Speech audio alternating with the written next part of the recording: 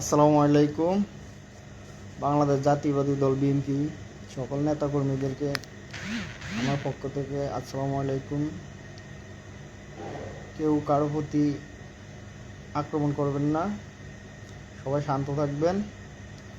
আমরা কারো প্রতি আমাদের ক্ষোভ ছিল না, ঠিক আছে। আমরা আমলিকের মতো কারো প্রতি নির্যাতন, নিপীড়ন, ভাঙচুর, হত্যা, ঘর জ্বালিয়ে দেওয়া, ঘর পুড়িয়ে দেওয়া আমাদের বিএনপির নেতাকর্মীদের ভিতরে এগুলো নাই। এগুলো একমাত্র বৈশিষ্ট্য শুধু আওয়ামী লীগের ভিতরে ছিল, আওয়ামী লীগেরা এগুলো করছে। তো আমাদের বিএনপির নেতা কর্মী ভাইদেরকে বলতেছি, কেউ কারোর প্রতি করবেন না।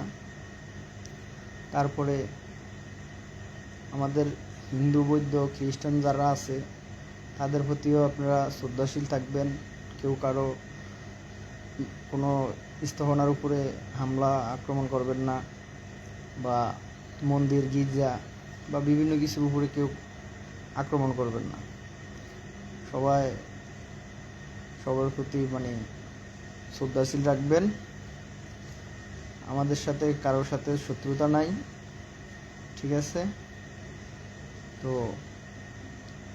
এটুকুই বলার জন্য লাইভে আসছি। আমরা যারা প্রবাসী বাইরে আছি, অবশ্যই আমরা দেশটারে, বাংলাদেশের ছাত্র জনতা দেশ স্বাধীন করছে, আমরা প্রবাসী রেমিটেন্স দিয়ে দেশটার উন্নত করবো ইনশাল্লাহ। আপনারা ভরসা রাখতে পারেন প্রবাসী ভাইদের উপরে। আমরা ইনশাল্লাহ রেমিটেন্স দিয়ে বাংলাদেশটাকে আবার নতুন করে করব। কেউ কারো প্রতি আক্রমণাত্মক ব্যবহার করবেন না। কারোর সাথে যদি পারিবারিক শত্রুতা থাকে তাহলে সাধারণ ক্ষমা করে দিবেন, মাফ করে দিবেন। আমরা কোনো ভেজাল চাই না, গ্যাঞ্জাম চাই না। আমাদের দলের কোনো বদনাম হোক বা দলের বিরুদ্ধে কেউ বলুক, সেটা আমরা চাই না। সবাই ভালো থাকবেন। আসসালামু আলাইকুম।